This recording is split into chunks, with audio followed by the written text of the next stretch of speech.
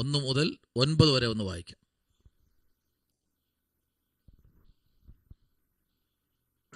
സങ്കീർത്തനം 30 1 മുതൽ 30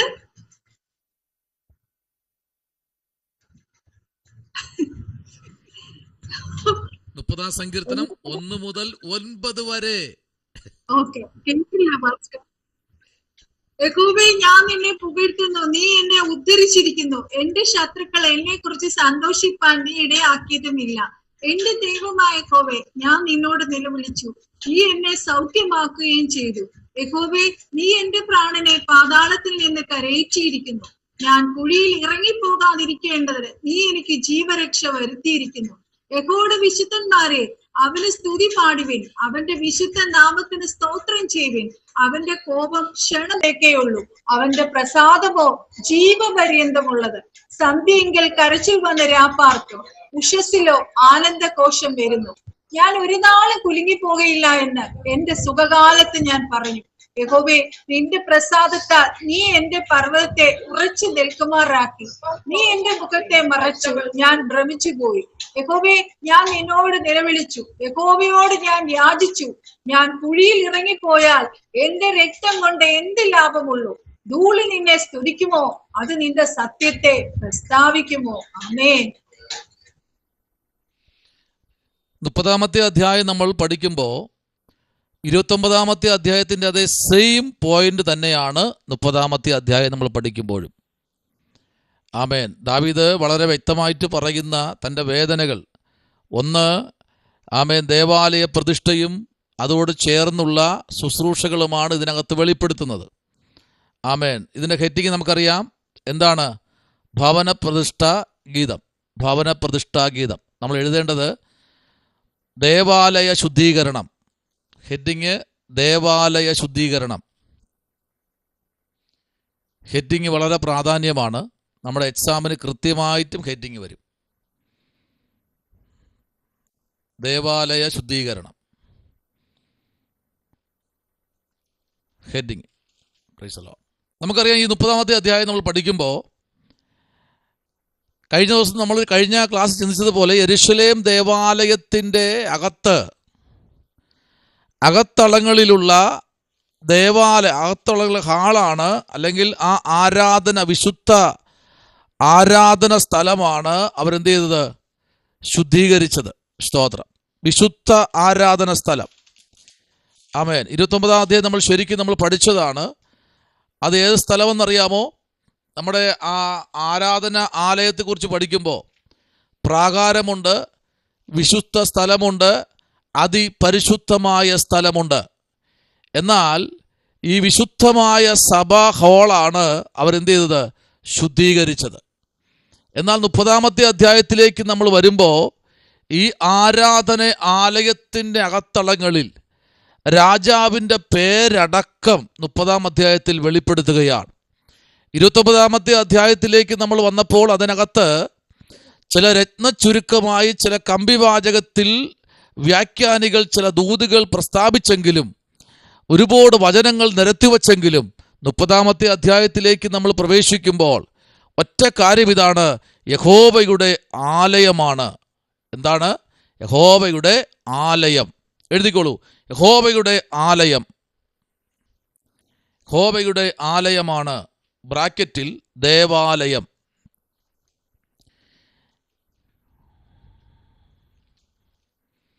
ബ്രാക്കറ്റിൽ ദേവാലയം. അതിനാൽ ദേവാലയ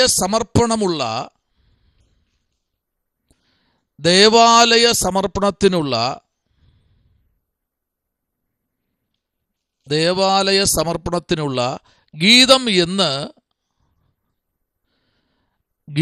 എന്ന് അനേകർ പ്രതിപാദിക്കുന്നുണ്ട്.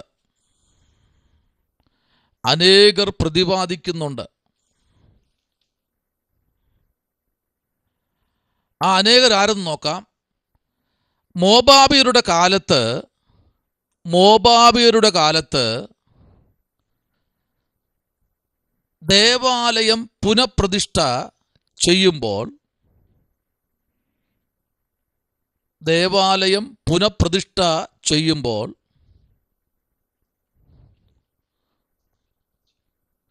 ഉപയോഗിച്ച ഒരു ഗീതമാണ് എന്ന്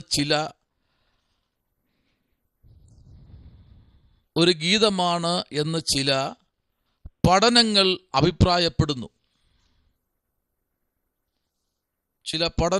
അഭിപ്രായപ്പെടുന്നു.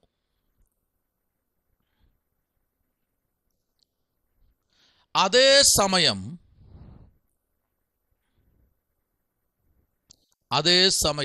6-ാം നൂറ്റാണ്ടിൽ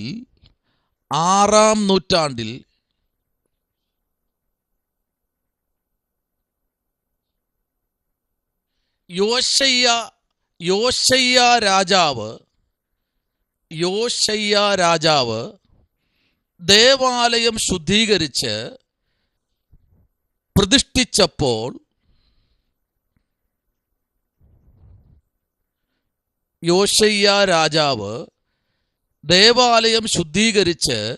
പ്രതിഷ്ഠിച്ചപ്പോൾ പാടിയതായിരിക്കും ഈ ഗീതം എന്ന് അഭിപ്രായവുമുണ്ട്.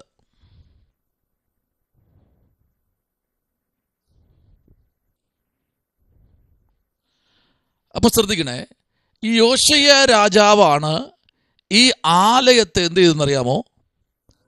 പ്രതിഷ്ഠിച്ചത്. ആമേൻ. എങ്ങനെ പ്രതിഷ്ഠിച്ചത്? ശുദ്ധീകരിച്ച് പ്രതിഷ്ഠിച്ചത്. സ്തോത്രം. ആമേൻ. ചില രാജാക്കന്മാരെ ദൈവം വിളിക്കുന്നത് ശ്രദ്ധിക്കണം. ഇപ്പൊ ദാവീദിനെ ദൈവം വിളിച്ചത് രാജാവായി അഭിഷേകം ചെയ്തതാ. അപ്പൊ ചില വ്യക്തികളെ ദൈവം വിളിക്കുന്നത് ആലയം പ്രതിഷ്ഠിക്കാൻ വേണ്ടിയാ. എല്ലാ പാസ്റ്റർമാരെ കൊണ്ടും ആമേൻ വിവാഹ ശുശ്രൂഷ നടത്താൻ അനുവദിക്കത്തില്ല. ഇപ്പോൾ നമ്മുടെ ഓരോ ചർച്ചകൾ നമ്മൾ പഠിക്കുമ്പോൾ എല്ലാ അഭിഷക്തന്മാർക്കും വിവാഹ ശുശ്രൂഷ നടത്താനുള്ള അനുവാദമില്ല. എല്ലാ പാസ്റ്റർമാർക്കും ആലയം പ്രതിഷ്ഠിക്കാനുള്ള അധികാരം ഇല്ല. എല്ലാവർക്കും ആലയം പണിയാനുള്ള അധികാരവും ഇല്ല. ഓരോ ശുശ്രൂഷയ്ക്കും ഓരോ വ്യക്തികളെ പഴയ നിയമ കാലഘട്ടങ്ങളിൽ ദൈവം തെരഞ്ഞെടുത്തിട്ടുണ്ട്. സ്തോത്രം. ഓരോ വ്യക്തികളെ. ഈ ഹോശയ്യ രാജാവെന്ന് പറയുന്ന ഈ മനുഷ്യനെ ആലയം പ്രതിഷ്ഠിക്കാൻ വേണ്ടി മാത്രം, അല്ലെങ്കിൽ ശുദ്ധീകരിച്ച് പ്രതിഷ്ഠിക്കാൻ വേണ്ടി മാത്രമാണ് തന്നെ ദൈവം തെരഞ്ഞെടുത്തത്. പിന്നെ വേറൊരു ഭാഗത്തും ഈ വ്യക്തിയെ പിന്നെ കാണാൻ കഴിയുന്നില്ല. സങ്കീർത്തനങ്ങൾ ഇത് പറയുന്നില്ലെങ്കിലും വ്യാഖ്യാന പുസ്തകം നമ്മൾ പഠിക്കുമ്പോൾ അദ്ദേഹത്തെ പിന്നെയും ചില പദവികൾ കൊടുത്ത്, ദൈവം ചില അധികാരങ്ങൾ കൊടുത്ത് ഈ രാജാവിനെ മാനിച്ചു. സ്തോത്രം. Price the Lord. നിങ്ങൾക്കറിയാമോ?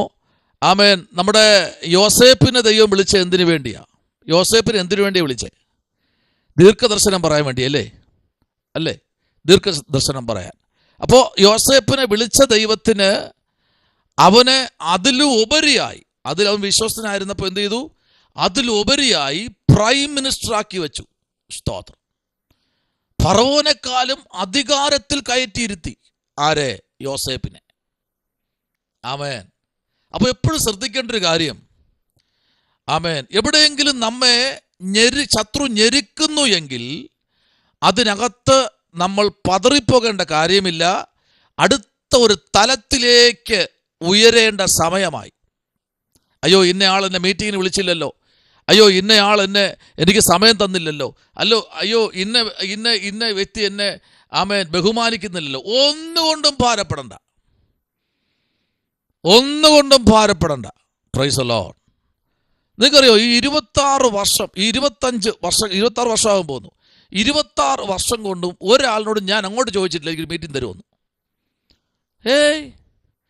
വിളിച്ചിറക്കിയവന് വിശ്വസ്തനാണെങ്കിൽ എവിടെ കറങ്ങി തിരിഞ്ഞും നമ്മുടെ അടുത്ത് തന്നെ വരും.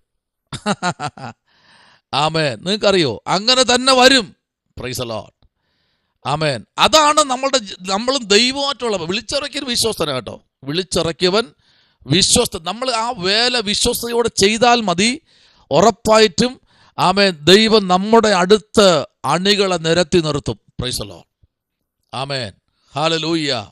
പക്ഷെ ഒരു കാര്യമുണ്ട്, നമ്മൾ എന്ത് ചെയ്യണ്ട? ആമേൻ, എല്ലാം ആണ് എന്നൊരു ചിന്ത നമ്മൾ എന്ത് ചെയ്യാൻ പാടില്ല? ഭരിക്കാൻ പാടില്ല. നമ്മളൊന്നുമില്ല എന്ന് എപ്പോൾ സമർപ്പിക്കുമോ അപ്പോഴാണ് ഒരു ദൈവപ്രവൃത്തി വെളിപ്പെടുത്തുന്നത്. സ്തോത്രം. ആമേൻ. അങ്ങനെയാണ് നമ്മൾ എന്ത് ചെയ്യേണ്ടത്? മുമ്പിലോട്ട് നമ്മൾ വരേണ്ടത്. അപ്പൊ നോക്കൂ, ഈ ആലയത്തിനകത്ത്, ഈ ദേവാലയത്തിനകത്ത് ആമേൻ എത്ര അറയുണ്ടെന്നറിയാമോ? എത്ര തട്ടുണ്ടെന്നറിയാമോ? Price the Lord.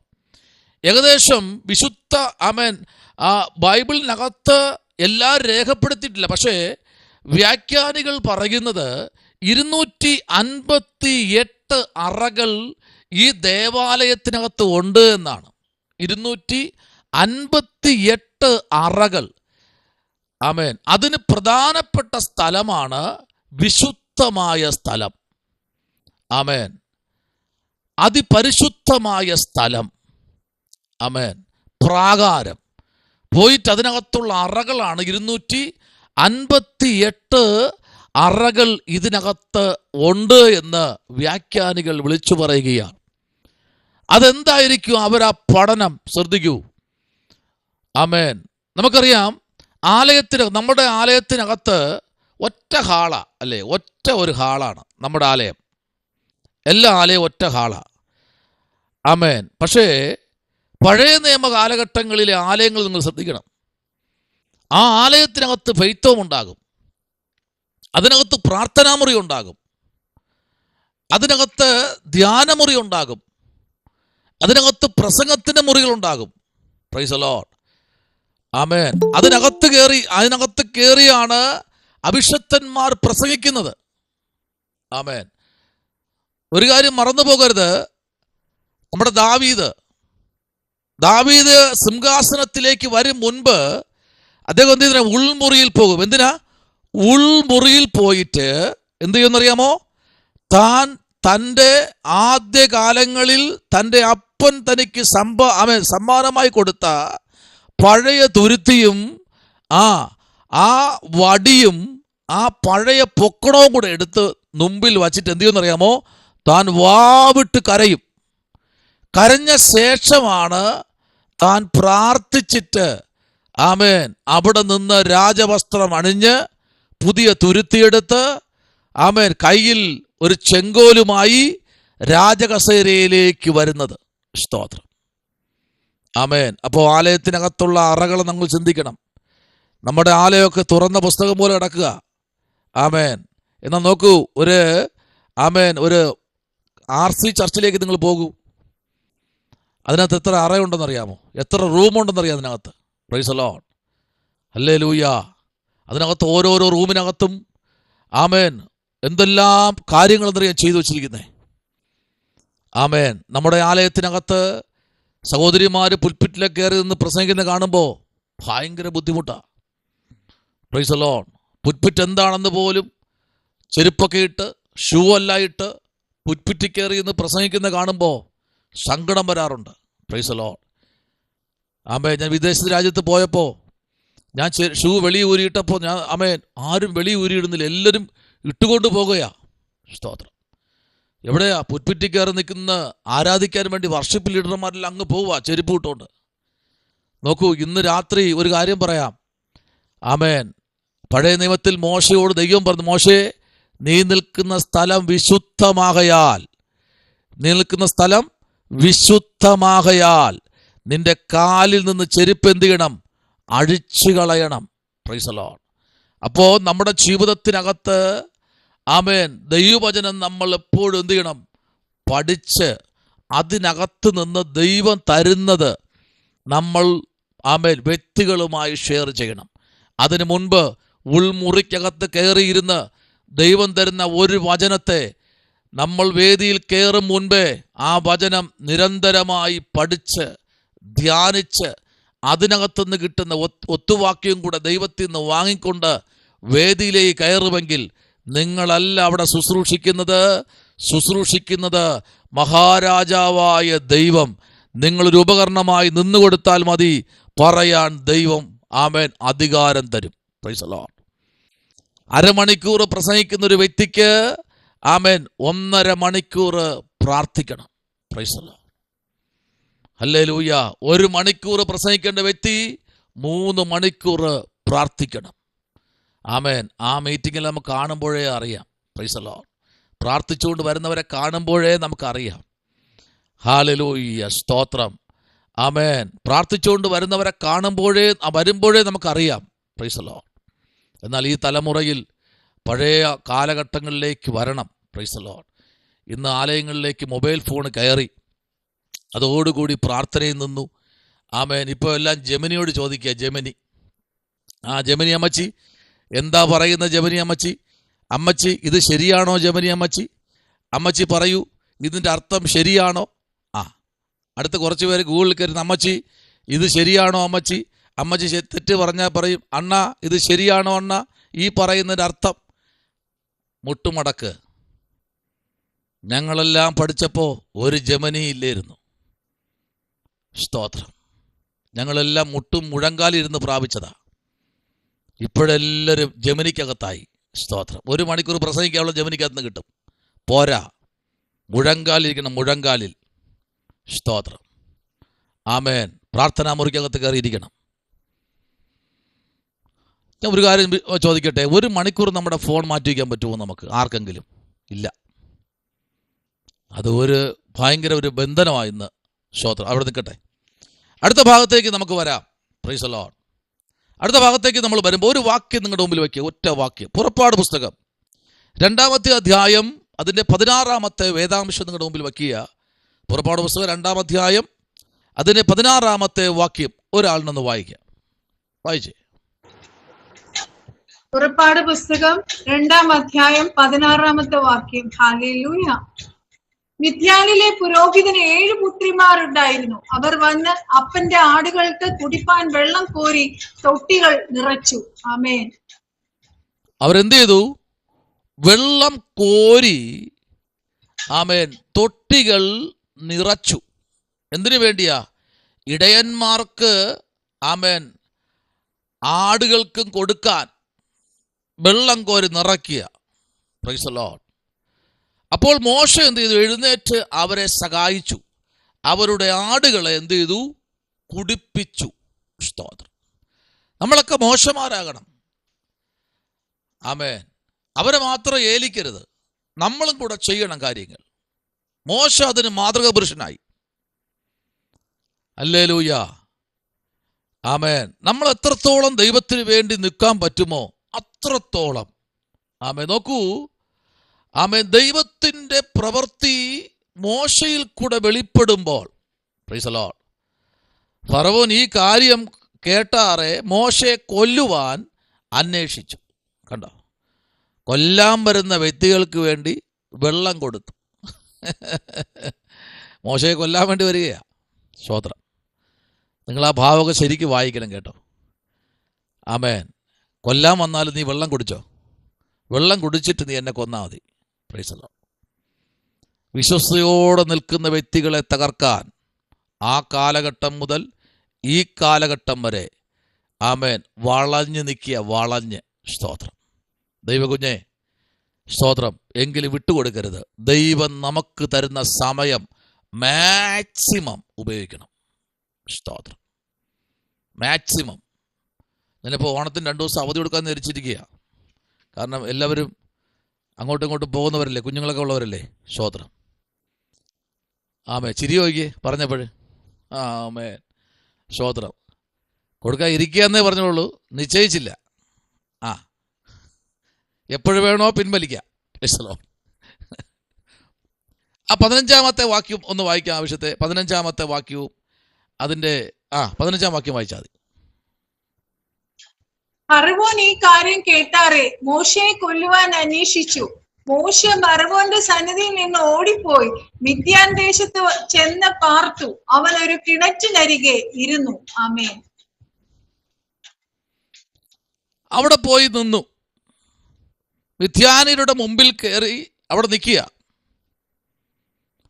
അവിടെ നിന്നപ്പോഴാണ് താൻ മനസ്സിലാക്കിയത്.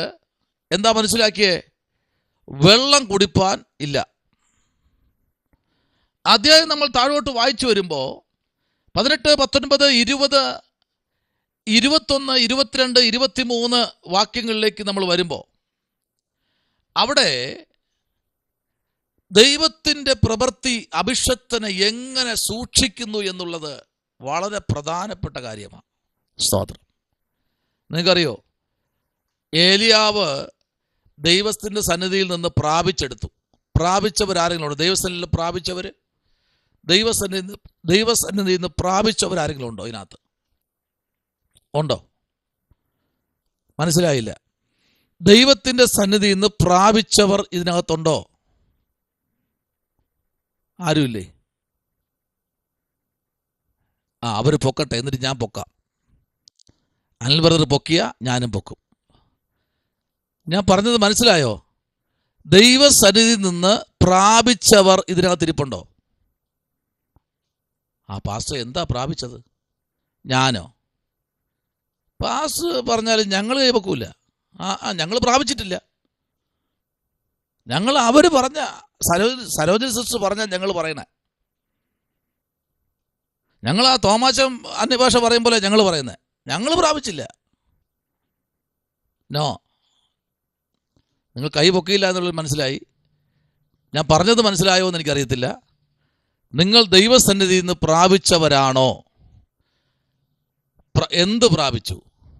എന്താ പ്രാപിച്ചേ? പുതുക്കമാണോ പ്രാപിച്ചേ? അഭിഷേകമാണോ പ്രാപിച്ചേ?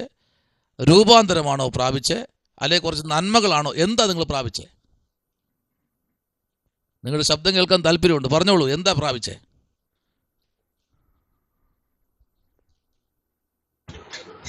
കർത്താവിൽ നിന്ന് അവിടെ പരിശുദ്ധാത്മാവിന്റെ അഭിഷേകം പ്രാപിച്ച്, പരിശുദ്ധാത്മാവാണ് എല്ലാം ചെയ്തു തരുന്നത്, നമ്മളല്ലല്ലോ ചെയ്യണേ. നമ്മളൊക്കെ ഒന്നും ചെയ്യാൻ പറ്റില്ലല്ലോ, നമുക്കൊന്നും അറിയില്ലല്ലോ. എല്ലാം പരിശുദ്ധാത്മാവാണ് നടത്തണേ.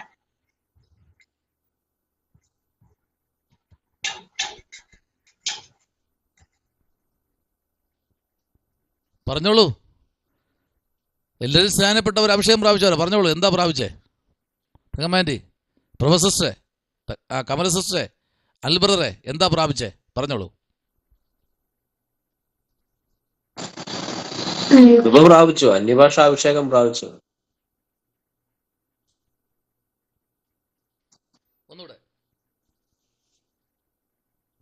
ഒന്നുകൂടെ പറ അഭിഷത്ത്, എന്താ പറഞ്ഞേ? ദൈവകൃപ, അന്യഭാഷ അഭിഷേകം പ്രാപിച്ചു.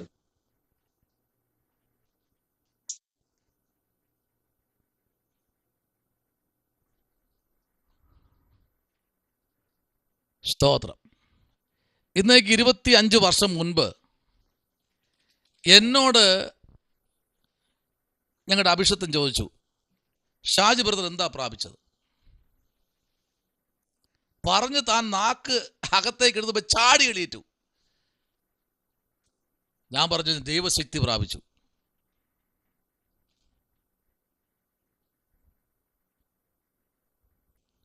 Price the Lord. ഇപ്പൊ ഞാൻ ആ ശക്തിയെ പ്രാപിച്ചേ. അശക്തനായിരിക്കുന്നവനെ ശക്തിപ്പെടുത്തുന്ന ആ ഒരു സമയമുണ്ടല്ലോ, അത് ഭയങ്കരമാണ്. അതാണ് പൗലൂസ് പറഞ്ഞേ, മരണത്തിനോ നഗ്നതയ്ക്കോ വാളിനോ പട്ടിണിക്കോ അടുത്ത് നിന്ദയ്ക്കോ പിന്നെ അപവാദത്തിനോ ഈ സ്നേഹത്തിൽ നിന്ന് തന്നെ എന്ത് ചെയ്യാൻ പറ്റില്ല? വേർപിരിക്കാൻ പറ്റില്ല. ഈ പറഞ്ഞ എല്ലാത്തിലും കൂടെയും കടന്നുപോയി. ആമേൻ. 2-3 പ്രാവശ്യം വിചാരിച്ചു, വേണ്ട ഇതെല്ലാം കളയാന്ന് വിചാരിച്ചു. നല്ല തീരുമാനം എടുത്തു. പറ്റില്ലപ്പാ, ഇതിൽ നിൽക്കാൻ ഭയങ്കര ബുദ്ധിമുട്ടാണ്. സ്തോത്രം. വെളിയിലല്ല പ്രതികൂലം, അകത്താ. നമ്മെ രക്ഷിക്കപ്പെടുത്തിയവർക്ക് അവിടെ നിന്നാ പ്രതികൂലം. വെളിയിൽ നിന്നൊക്കെ ആണെങ്കിൽ ഇല്ല തങ്ങമാറ്റി, വെളിയിൽ നിന്നൊക്കെ ആണെങ്കിൽ പ്രശ്നമില്ല. അകത്തെന്നാ പരിപാടി. അല്ലെ കുഴിയാനെ പോലെയാ. കുഴിയാന ആരെങ്കിലും കുത്തി കൊന്നിട്ടുണ്ടോ? ഇല്ല. കുഴിയാന അറിയാം. കുഴിയാന കണ്ടിട്ടുണ്ടോ? കുഴിയാന കണ്ടിട്ടുണ്ടോ? കുഴിയാന കണ്ടിട്ടുണ്ടോ? ഒരു 6 അടി പൊക്കം അല്ലേ? 200 കിലോ വെയിറ്റ് ആണോ കുഴിയാന? കുഴിയാന കുത്തി ആരെങ്കിലും മരിച്ചിട്ടുണ്ടോ? ഇല്ല. കുഴിയാനെ ചവിട്ടി മരിച്ചിട്ടുണ്ടോ? ഇല്ല. കുഴിയാനെ തുമ്പിക്കയിൽ വെള്ളം കോരി ഒഴിച്ചാലും കൊന്നിട്ടുണ്ടോ? ഇല്ല. ഇത് ഇരിക്കുന്നത് ആരും അറിയത്തില്ല. അത് കുഴിഞ്ഞ് കുഴിഞ്ഞ് കുഴിഞ്ഞ് താഴോട്ടിരിക്കും. സമയം വരുമ്പോ ഇതിൻ്റെ ആ മണ്ണ് ഇങ്ങനെ പൊന്തി മുകളിലോട്ട് വരും. കണ്ടിട്ടില്ലേ ചിലതൊക്കെ പൊന്തി വരുന്നേ?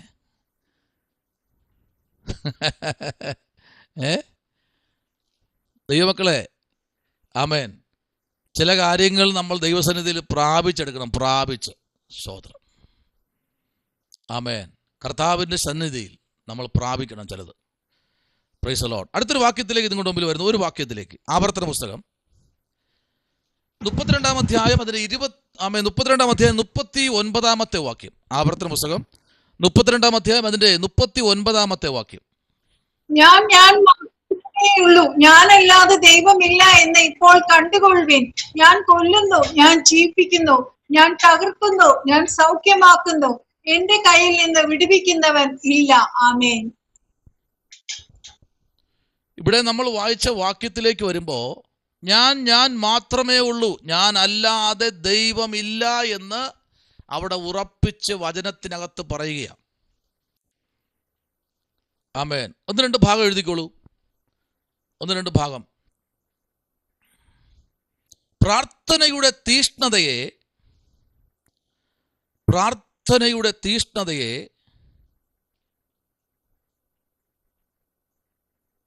എടുത്ത് കളയുന്നവനാണ്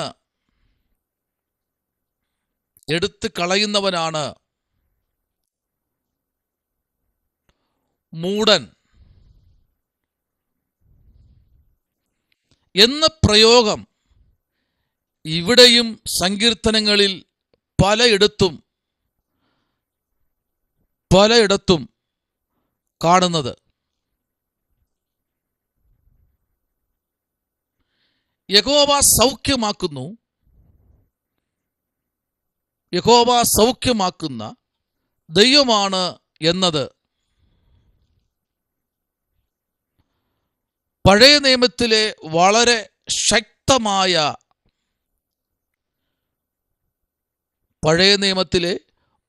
ശക്തമായ വിശ്വാസമാണ്.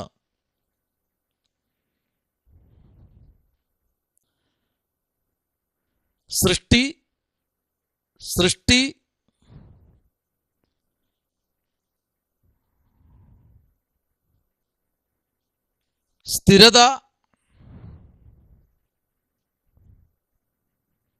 സ്ഥിരത, രക്ഷ,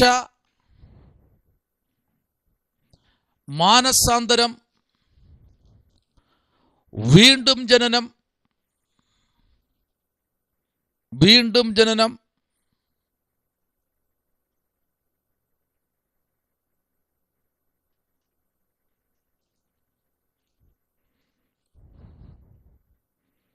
എന്നിങ്ങനെ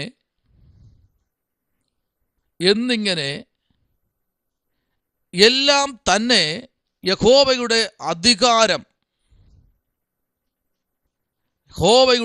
അധികാരത്തിന് കീഴിലാണ്. അതിനാൽ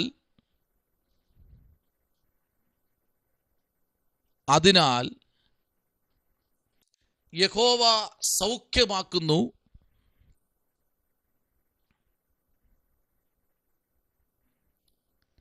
യഹോവയാണ്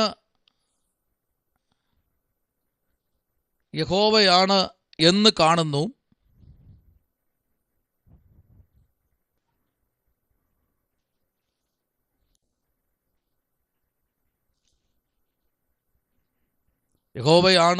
കാണുന്നു. മരിച്ചവരെ ഉയർത്തെഴുന്നേൽപ്പിക്കുകയും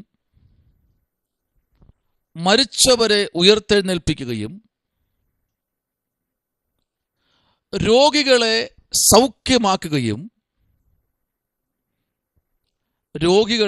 സൗഖ്യമാക്കുകയും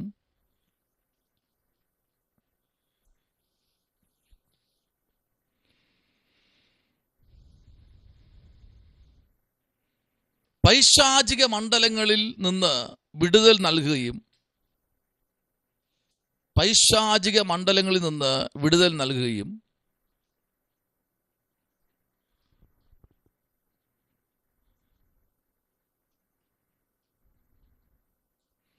സൗഖ്യത്തിന് വേണ്ടി പഴയ നിയമകാലത്ത് ഭക്തന്മാർ സൗഖ്യത്തിന് വേണ്ടി പഴയ നിയമകാലത്ത് ഭക്തന്മാർ യഹോവയോട് പ്രാർത്ഥിക്കുന്നതാണ്.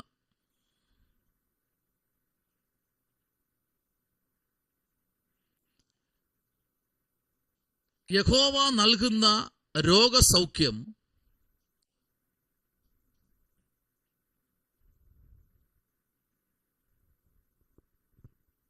ഇസ്രായേലിയർക്ക് മാത്രമല്ല,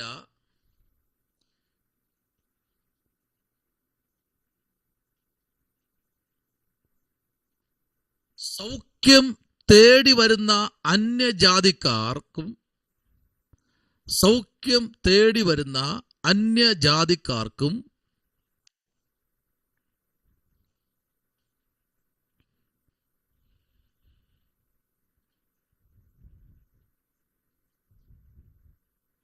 ലഭിക്കുമായിരുന്നു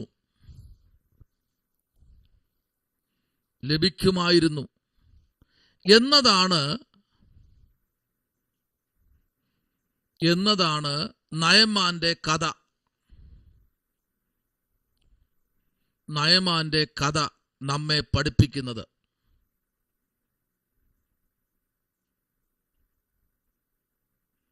ഈ രോഗം മരണകാരണമായിരുന്നു.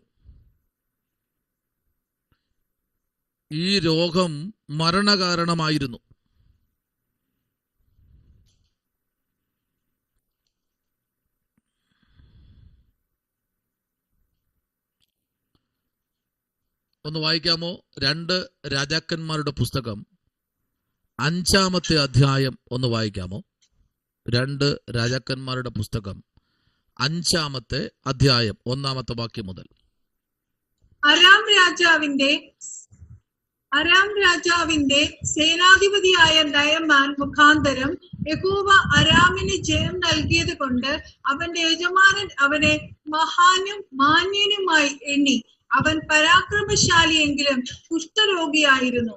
അരാമ്യർ കവർച്ചപ്പടയായി വന്നിരുന്നപ്പോൾ ഇസ്രയേൽ ദേശത്തു നിന്ന് ഒരു ചെറിയ പെൺകുട്ടിയെ പിടിച്ചുകൊണ്ടു പോയിരുന്നു.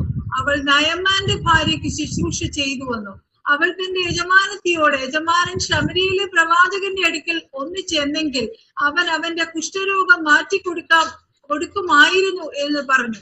അവൻ ചെന്ന് തന്റെ യജമാനനോട് ഇസ്രയേൽ ദേശക്കാരത്തിയായ പെൺകുട്ടി ഇന്ന പ്രകാരം സംസാരിച്ചു എന്ന് ബോധിപ്പിച്ചു.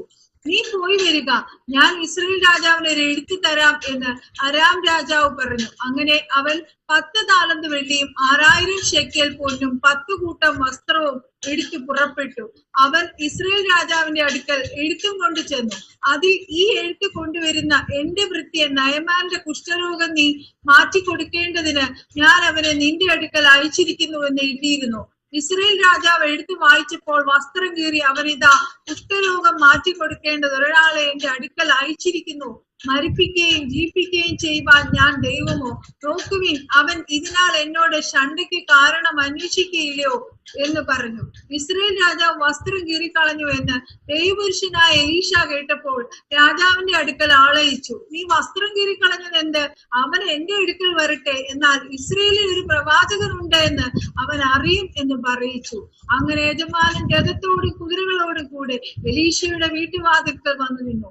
എലീശ ആളയച്ചു, നീ ചെന്ന് യോർദാനിൽ 7 പ്രാവശ്യം കുളിക്ക, അപ്പോൾ നിന്റെ ദേഹം മുമ്പിലത്തെ പോലെയായി നീ ശുദ്ധലാകുമെന്ന് പറയിച്ചു. അപ്പോൾ നയമാൻ ഏറ്റവും ക്രുദ്ധിച്ച് പുറപ്പെട്ടു. അവൻ തന്നെ പുറത്തു വന്ന് അടുത്തു നിന്ന് തന്റെ ദൈവമായ യഹോവയുടെ നാമത്തെ വിളിച്ചു പ്രാർത്ഥിച്ചു. തന്റെ കൈ ആ സ്ഥലത്തിന്മീതെ ആട്ടി ഇങ്ങനെ കുഷ്ഠരോഗി സൗഖ്യമാക്കുമെന്ന് ഞാൻ വിചാരിച്ചു. മതി. നോക്കൂ, ഈ അധ്യായം നമ്മൾ പഠിക്കുമ്പോ, ഈ 5-ാമത്തെ അധ്യായം നമ്മൾ പഠിക്കുമ്പോൾ കാണാൻ കഴിയുന്നത്, എലിശയുടെ അടുത്ത് അടിമയായി പിടിച്ചുകൊണ്ടു പോയ ആ പെൺകുട്ടി പറഞ്ഞു, ഒരു പ്രവാചകനുണ്ട്. ആ പ്രവാചകന്റെ അടുത്ത് പോയി കഴിഞ്ഞാൽ നിനക്ക് എന്തുണ്ടാകും? രോഗസൗഖ്യമുണ്ടാകും. അന്ന് പ്രവാചകന്മാരുണ്ടായിരുന്നു, ഇന്നും പ്രവാചകന്മാരുണ്ട്. അന്നത്തെ പ്രവാചകന്മാരെന്ന് പറയുമ്പോൾ ദൈവത്തിൻ്റെ അത്രയും പവറോടെ നിൽക്കുന്ന പ്രവാചകന്മാരാ അന്നുണ്ടായിരുന്നു. എലിശ നോക്കൂ, എലിശയെ കളിയാക്കിയ ആ 35 ബാലന്മാര് കാട്ടിൽ നിന്ന് 2 പെൺകരടികൾ ഇറങ്ങി വന്ന് അവരെന്ത് ചെയ്തു? കീറിക്കളഞ്ഞു. സ്തോത്രം. അത്ര ശക്തന്മാരായിരുന്നു ആ കാലഘട്ടത്തിലെ പ്രവാചകന്മാർ. എന്നാൽ ഈ കാലഘട്ടം ഒന്ന് പഠിച്ചു നോക്കൂ. അന്ന് ദൈവത്തിൽ നിന്ന് പ്രാപിച്ച സൗഖ്യങ്ങളാ. ഇന്ന് ഞാൻ സൗഖ്യമാക്കുന്നു എന്നല്ലേ പറയുന്നേ? അന്ന് ദൈവത്തിനെല്ലാം സമർപ്പിച്ചു കൊടുത്തു. Price the Lord. ഇന്ന് ഞാൻ പറഞ്ഞാൽ സൗഖ്യമാകും. നോ, നമുക്ക് പ്രാർത്ഥിക്കാനേ കഴിയൂ. സൗഖ്യം അവിടെന്നാ. ഹല്ലേലൂയ, ആമേൻ. തീ ഇറങ്ങട്ടെ എന്ന് പറയുമ്പോൾ തീ ഏതാണെന്ന് നോക്കണം. ആമേൻ. നശിപ്പിക്കുന്ന തീയുണ്ട്, ദഹിപ്പിക്കുന്ന തീയുണ്ട്, ആമേൻ, അഭിഷേകത്തിന്റെ തീയുണ്ട്. ഇത് ഏത് തീയാണ് എന്ന് നോക്കി വേണം തീ ഇറക്കാൻ വേണ്ടി പ്രാർത്ഥിക്കാൻ. പണ്ടൊരു പാട്ട് പാടുമായിരുന്നു. ഏതാ? തീ കത്തിക്ക എന്നിൽ തീ കത്തിക്ക. ആമേൻ. അങ്ങനെ പാടി ആരാധിച്ച അഭിഷക്തന്മാര് പാടുമ്പോൾ ആ മേൽക്കൂര കത്തിയ ചരിത്രമൊക്കെ നമുക്കറിയാം. ഇതൊന്നും കളവല്ല. ആ മേൽക്കൂര കത്തിയിട്ട് ആ ഇരുന്ന സ്ഥലത്ത് ആമേൻ മനോഹരമായ വീടുകൾ പണിത അഭിഷക്തന്മാരെ എനിക്കറിയാം. സ്തോത്രം. അന്ന് മുട്ടുമേ നിന്ന് പ്രാർത്ഥിക്കുന്ന അമ്മമാരുണ്ടായിരുന്നു. സ്തോത്രം. ദേശത്തിനു വേണ്ടി കരയുന്ന അമ്മമാരുണ്ടായിരുന്നു. ആമേൻ. ഇന്നും അങ്ങനെയുള്ള മാതാക്കന്മാർ ഉണ്ട്. സ്തോത്രം. ഒരാളിനെ കണ്ടാൽ കൂടെ വാ പള്ളിയിൽ പോകാമെന്ന് പറയുന്ന മാതാക്കൾ ഇന്നും ഉണ്ട്. പക്ഷേ അത് വിരല് എണ്ണാമെന്നൊരിത് മാത്രമേ ഉള്ളൂ. Praise the lord. എന്നാൽ ശ്രദ്ധിക്കേണ്ട ഒരു കാര്യമുണ്ട് കേട്ടോ. Praise the lord. ആമേൻ. ഈ ആലയം വിശുദ്ധീകരിക്കുമ്പോൾ, ഈ ആലയത്തെ ശുദ്ധീകരിക്കുമ്പോൾ, ആമേൻ, യോശയ്യ രാജാവ് ദേവാലയം ശുദ്ധീകരിച്ച് പ്രതിഷ്ഠിക്കുമ്പോൾ ആമേൻ പാടിയ ഒരു സങ്കീർത്തനമാണ് ഈ 30-ാമത്തെ സങ്കീർത്തനം. സ്തോത്രം. ആമേൻ. ഇത് പല വ്യാഖ്യാനികളും ഇത് വ്യാഖ്യാനിക്കുമ്പോൾ ആമേൻ യഥാർത്ഥമായി നമുക്ക് നോക്കുമ്പോൾ, ഞാനൊരു 4 പുസ്തകങ്ങൾ പരിശോധിച്ചപ്പോൾ നിഘണ്ടുവിനകത്തും ഇതേ വാക്ക് തന്നെ വന്നിട്ടുണ്ട്. ആമേൻ. അങ്ങനെ 4 പുസ്തകങ്ങൾ ഞാൻ പരിശോധിക്കുമ്പോൾ ആമേൻ ഈ 5-ാമത്തെ പുസ്തകത്തിലേക്ക് ഞാൻ എൻ്റെ ശ്രദ്ധയെ തിരിക്കുമ്പോൾ ആമേൻ ഒരു വ്യത്യാസവും കൂടാതെ ഈ ആമേൻ 6-ാം നൂറ്റാണ്ടിൽ ആമേൻ ആ ആലയം പ്രതിഷ്ഠിക്കുമ്പോൾ തന്നെ ഈ സങ്കീർത്തനം എന്ത് ചെയ്തു? പാടി ആരാധിച്ചു.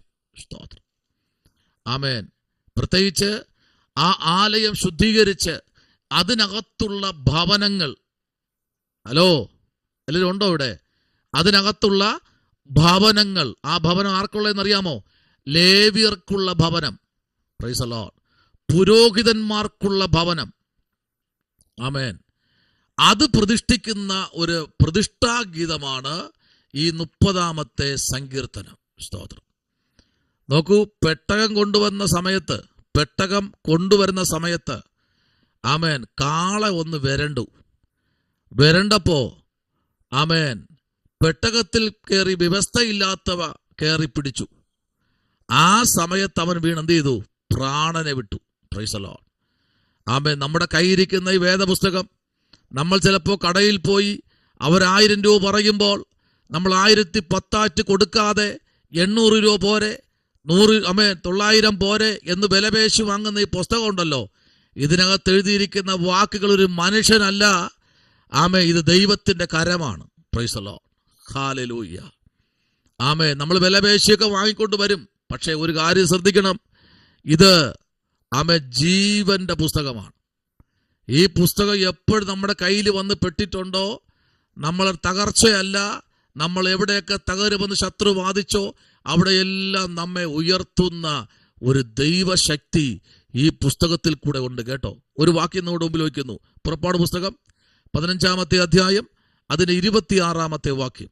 പുറപ്പാട് പുസ്തകം 15-ാം അധ്യായം അതിന്റെ 26-ാമത്തെ വാക്യം. പുറപ്പാട് പുസ്തകം 15-ാം അധ്യായം അതിന്റെ 26-ാമത്തെ വാക്യം. ഹല്ലേലൂയ. നിന്റെ ദൈവമായ യഹോവയുടെ വാക്ക് നീ ശ്രദ്ധയോടെ കേട്ട് അവന് പ്രസാദമുള്ളത് ചെയ്യുകയും അവന്റെ കൽപ്പനകളെ അനുസരിച്ച് അവന്റെ സകല വിധികളും പ്രമാണിക്കുകയും ചെയ്താൽ ഞാൻ മിസ്രയീമ്യർക്ക് വരുത്തിയ വ്യാധികളിൽ ഒന്നും നിനക്ക് വരുത്തുകയില്ല. ഞാൻ നിന്നെ സൗഖ്യമാക്കുന്ന യഹോവയാകുന്നു എന്ന് അരുളി ചെയ്തു. ആമേൻ. നോക്കൂ, ഇതിനകത്ത് പ്രതിഷ്ഠ മാത്രമല്ല നടക്കുന്നത്, സൗഖ്യവും നടക്കുക. ഹല്ലേലൂയ, ആമേൻ. പ്രതിഷ്ഠ മാത്രമല്ല കേട്ടോ, സൗഖ്യവും നടക്കുക. ആമേൻ. അപ്പൊ ഇതിനകത്ത് എന്താണ് പറയുന്നത്? നിന്റെ ദൈവമായ യഹോവയുടെ വാക്ക് നീ എന്ത് ചെയ്യണം? ശ്രദ്ധയോടെ കേട്ട്, ആമേൻ, അവന് പ്രസാദമുള്ളത് ചെയ്യുകയും അവന്റെ കൽപ്പനകളെ അനുസരിച്ച് അവന്റെ സകല വിധികളും പ്രമാണിക്കുകയും ചെയ്താൽ ഞാൻ മിസ്രയീമ്യർക്ക് വരുത്തിയ, ആമേൻ, വിധികളിൽ ഒന്നും നിനക്ക് വരികയില്ല. ആമേൻ, വരികയില്ല. ഞാൻ നിന്നെ സൗഖ്യമാക്കുന്ന യഹോവ ആകുന്നു എന്ന് ഒരു അരുളപ്പാട് കിട്ടുകയാണ്, ഒരു അരുളപ്പാട്. ആമേൻ. ഇന്ന് രാത്രിയിൽ അരുളപ്പാടിന് വേണ്ടി കാത്തിരിക്കണം കേട്ടോ. സമയമൊന്നും ഇനി വലുതായിട്ടില്ല. ആമേൻ. നാളത്തേക്ക് വേണ്ടി ഇനി കുറേയൊക്കെ ഓടി തളരൊന്നും വേണ്ട. കർത്താവിൻ്റെ വരവ് ഏകദേശമൊക്കെ അടുത്ത് നിൽക്കുക. Praise the lord. ആമേൻ. പല പട്ടണങ്ങളും തീർന്നു. ആമേൻ. നമ്മുടെ ഈ ഇന്ത്യക്കകത്ത് പലയിടത്തും കണ്ടില്ലേ, പലയിടത്തും തീർന്നു. ഒരു ഭാഗം ഏറെക്കുറെയൊക്കെ തീർന്നു വരിക. ജനസംഖ്യയും കുറഞ്ഞു. Price the Lord. കാര്യം എന്താ? പ്രാണകാന്തന്റെ വരവായി. വരുന്നു ദൈവവൈതലേ, വരുമെന്ന് നമ്മളെയും പറഞ്ഞ് പഠിപ്പിച്ചു. ഇന്ന് ഇതുവരെയും വന്നില്ല, അതെല്ലാം കള്ളമാണ് എന്ന് നമ്മൾ പറയുന്നു. പക്ഷേ കർത്താവ് വരുമ്പോൾ, ആമേൻ, സ്തോത്രം, ആ ഒരു ഒന്നൊന്നര വരവായിരിക്കും. പിള്ളേർ പറയും പോലെ സ്തോത്രം, വരും. Praise the Lord. എപ്പോഴും വേണോ വരാം. ആമേൻ. കർത്താവ് വരും, ഉറപ്പാ. നോക്കൂ, ഇവിടെ നമ്മൾ വായിച്ചത് ഇങ്ങനെയാണ്, സൗഖ്യമാക്കുന്ന ദൈവം. Price the Lord. ഇന്ന് രാത്രിയിൽ, ആമേൻ, ഈ ഭാഗം നമ്മൾ ചിന്തിക്കുമ്പോൾ അടുത്ത 1-2 ഭാഗം നിങ്ങൾ എഴുതിക്കോളൂ. 1-2 ഭാഗം എഴുതി നമുക്ക് പ്രാർത്ഥിക്കാം. Price the Lord. 1-2 ഭാഗം എഴുതി പ്രാർത്ഥിക്കാം. യഹോവയ്ക്ക് തന്നോടുള്ള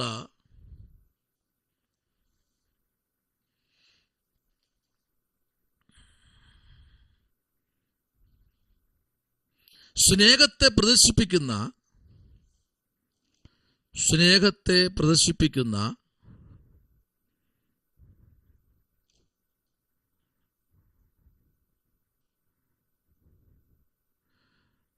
പ്രാർത്ഥനാ കാരണമായ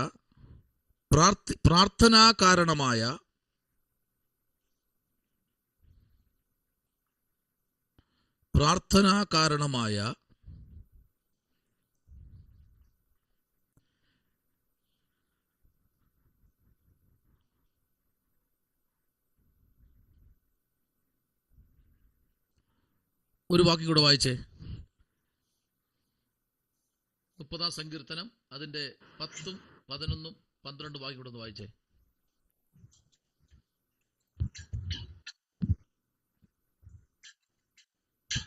30-ാം സങ്കീർത്തനം 10, 11, 12. യഹോവേ കേൾക്കണമേ, എന്നോട് കരുണയുണ്ടാകണമേ. യഹോവേ എന്നെ രക്ഷകനായിരിക്കണമേ. നീ എന്റെ വിലാപത്തെ എനിക്ക് നൃത്തമാക്കി തീർത്തു. എന്റെ രട്ട് നീ അഴിച്ചു, നീ എന്നെ സന്തോഷം ഉടിപ്പിച്ചിരിക്കുന്നു. ഞാൻ മൗനമായിരിക്കാതെ നിനക്ക് സ്തുതി പാടേണ്ടതിന് തന്നെ.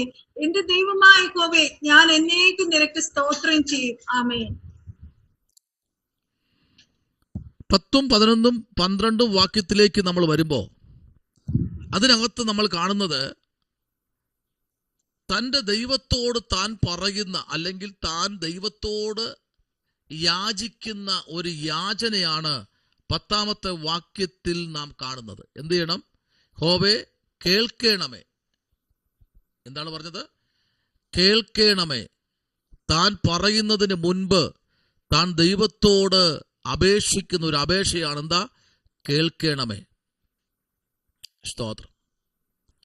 അപ്പൊ ദാവീദ് തന്റെ ജീവിതത്തെ ദൈവത്തിനു വേണ്ടി ഏൽപ്പിച്ചു കൊടുത്തപ്പോൾ ദൈവം തന്റെ ജീവിതത്തിൽ ചെയ്ത വലിയ പ്രവൃത്തിയാണ് ഈ 30-ാമത്തെ 29, 30 സങ്കീർത്തനങ്ങളിൽ. വേറെ ആരെക്കൊണ്ടും ചെയ്യാൻ കഴിയാത്തത് ദാവീദിൽ കൂടെ ദൈവം ചെയ്തു. സ്തോത്രം. ആമേൻ. അതിൽ ഒന്നാമത്തെ ഭാഗമാണ് നിലവിളിക്കുക. ദാവീദ് എന്ത് ചെയ്തു? ഏത് സങ്കീർത്തനങ്ങൾ നോക്കൂ, 73 സങ്കീർത്തനം എഴുതി ദാവീദ്. അതിൽ ഏത് സങ്കീർത്തനം നോക്കിയാലും ദൈവത്തോട് നിലവിളിക്കുന്ന അല്ലെങ്കിൽ കരയുന്ന ഒരു ദാവീദിനെ കാണാൻ കഴിയും. അതെന്താ അതിൻ്റെ അർത്ഥം എന്നറിയാമോ? ഇതിനൊന്നും ഞാൻ യോഗ്യനല്ല. സ്തോത്രം. ഇതിനൊന്നും ഞാൻ യോഗ്യനല്ല. Price the Lord. യോഗ്യതയില്ലാത്ത സ്ഥാനത്താണ് ഞാൻ ഇന്ന് ഇരിക്കുന്നത് എന്നല്ല ബോധ്യം ആർക്കുണ്ടെന്നറിയാമോ? ദാവീദിനുണ്ട്. ആമേൻ. ദാവീദിന്റെ ശരീരമോ ദാവീദിന്റെ ഉയരമോ പൊക്കമോ അല്ലെങ്കിൽ വണ്ണമോ ഒന്നും നോക്കിയല്ല ദൈവം തെരഞ്ഞെടുത്തത്. ആ 350 ഗ്രാമുള്ള ഹാർട്ടിനകത്ത് നിറഞ്ഞു നിന്നത് ദൈവസ്നേഹമായിരുന്നു. ആമേൻ. ഒറ്റപ്പെട്ടവന്റെ നിലവിളിയായിരുന്നു ആ ഹാർട്ടിനകത്ത് നിറഞ്ഞു നിന്നത്. ദൈവം അതാണ് നോക്കിയത്. ഇന്ന് രാത്രിയിലും സ്നേഹത്തോടെ പറയട്ടെ, നമ്മുടെ ഉയരമോ നമ്മുടെ വാചാതുര്യമോ നമ്മുടെ ഡിഗ്രികളോ ഇതൊന്നുമല്ല വിഷയം. ആമേൻ. നമ്മുടെ 350 ഗ്രാമുള്ള ഈ ഹാർട്ട് ഉണ്ടല്ലോ, ഈ സാധനത്തെയാണ് ദൈവം നോക്കുന്നത്. മനുഷ്യൻ പുറമേ നോക്കുമ്പോൾ അകത്ത് ദൈവത്തിന് സ്ഥാനമുണ്ടോ എന്ന് നോക്കാൻ ഒരു മനുഷ്യൻ നമ്മുടെ നടുവിൽ, വേഷത്തിൽ മനുഷ്യനായി നമ്മുടെ നടുവിൽ ഇറങ്ങി നിൽപ്പുണ്ട്. ഞാൻ ഇന്ന് രാത്രി വിശ്വസിക്കുന്നു, നമ്മളിരിക്കുന്ന ഈ ഭവനങ്ങളിൽ കർത്താവിൻ്റെ സാന്നിധ്യമുണ്ട്. ഹല്ലേലൂയ. കാരണം ഒരു ദിവസം പോലും ഗ്യാപ്പില്ലാതെ ഇതിനകത്ത് നിരന്തരം വരുന്ന വചനത്തിൻ്റെ ആ ശക്തി ഉണ്ടല്ലോ. ആമേൻ. പാതാളവും മരണവും ഒക്കെ തോറ്റ് ഓടും. സ്തോത്രം. ഭിന്നതകളൊക്കെ ഓടിപ്പോകും. കാരണം ദിനം പ്രതി ഭവനത്തിനകത്ത് വ്യത്യസ്തമായ തലങ്ങളിൽ വരുന്ന ദൈവത്തിൻ്റെ ആലോചനകളും ദൂതുകളും അഭിഷക്തന്മാരുടെ കൈവയ്പ്പുകളും ഒക്കെ നിരന്തരം വരുന്നില്ലേ നമ്മുടെ ഭവനങ്ങളിൽ? ഒരു ദിവസം പോലും 365 ദിവസവും നമ്മുടെ വീട്ടിനകത്ത് നൂറുകണക്കിന് ദൈവാസന്മാരും ദൈവ അഭിഷക്തന്മാരും വരുന്നില്ലേ? അതിൻ്റെ കാര്യം എന്താ? ആമേൻ. പണ്ടൊക്കെ നമ്മൾ ആഗ്രഹിച്ചില്ലേ, ഒരു പ്രാർത്ഥന കിട്ടിയിരുന്നെങ്കിൽ കൊള്ളായിരുന്നു.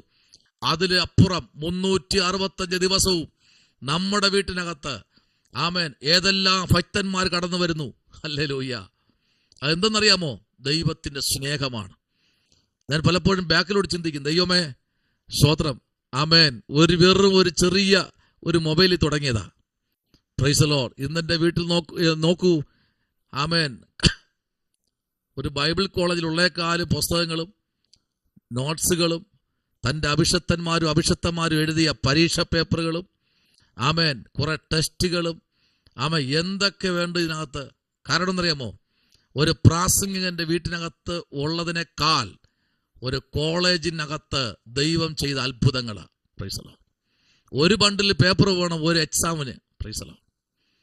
ആമേൻ. അങ്ങനെയെങ്കിൽ ഇന്ന് രാത്രി ഒരു കാര്യം പറയട്ടെ, പരിശുദ്ധാത്മാവ് നമ്മെ ഒന്ന് തൊട്ടാൽ ഹല്ലേലൂയ, ഈ രാത്രി ചില അത്ഭുതങ്ങൾ നമ്മിൽ കൂടെ ദൈവം ചെയ്യും. ആ ഒരു കാഴ്ചപ്പാടിൽ വേണം നമ്മളായിരിക്കാൻ. സ്തോത്രം. അങ്ങനെയെങ്കിൽ ഇന്ന് രാത്രിയിൽ ഇയ്യോബിന്റെ പുസ്തകം 2-ാമത്തെ അധ്യായം അതിൻ്റെ 7 മുതൽ 13 വരെ പിന്നെ നിങ്ങൾ വായിച്ചാൽ മതി. എഴുതിക്കോളൂ. ഇയ്യോബിന്റെ പുസ്തകം 2-ാം അധ്യായം അതിൻ്റെ 7 മുതൽ 13 വരെയും 1 രാജാക്കന്മാരുടെ പുസ്തകം 20-ാം അധ്യായം 31-ാമത്തെ വാക്യവും ഇയ്യോബ് 2-ന്റെ 7 മുതൽ 13 വരെ, 1 രാജ 20-31, യെശയ്യാവ് 24, 3-24, 20-2. ഇത്രയും ഭാഗം നിങ്ങൾ വായിച്ചാൽ മതി. സ്തോത്രം. ഇത്രയും ഭാഗം നിങ്ങൾ വായിക്കണം. അതിനകത്ത് വിലപ്പെട്ട ചില ദൂതുകൾ അതിനകത്ത് അടങ്ങിയിട്ടുണ്ട്. ആമേൻ.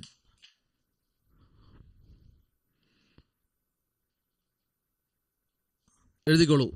പക്ഷേ താൻ മരണത്തിൽ നിന്നും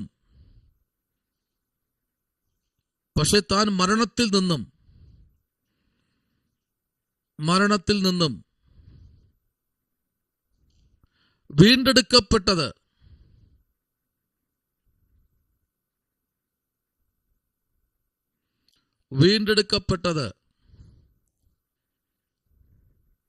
ഈ വിലപേശലിന്റെ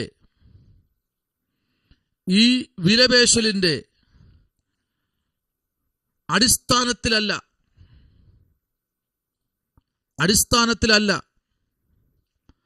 പക്ഷേ യഹോവയുടെ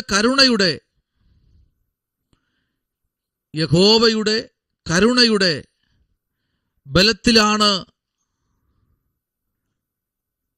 ബലത്തിലാണ് എന്നും അവിടെ പ്രാർത്ഥന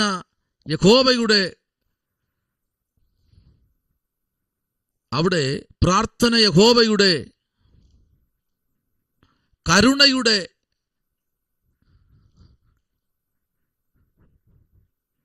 രക്ഷയ്ക്കായി പ്രവർത്തിക്കുവാൻ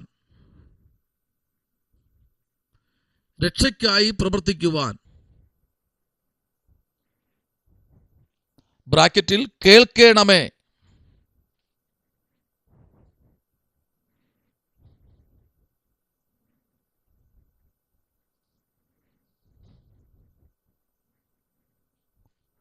കരുണ ഉണ്ടാകണമേ.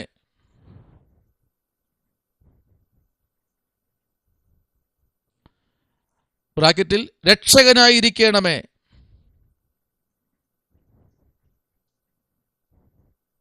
രക്ഷകനായി ഇരിക്കണമേ.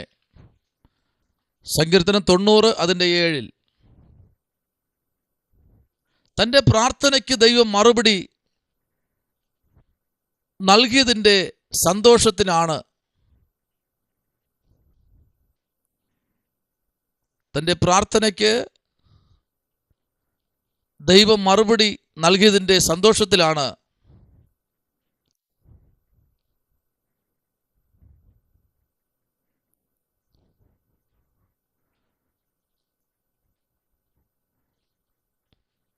തനിക്ക് ദൈവം നൽകിയ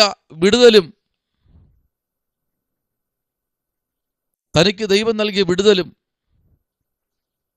അത്യത്ഭുതമായ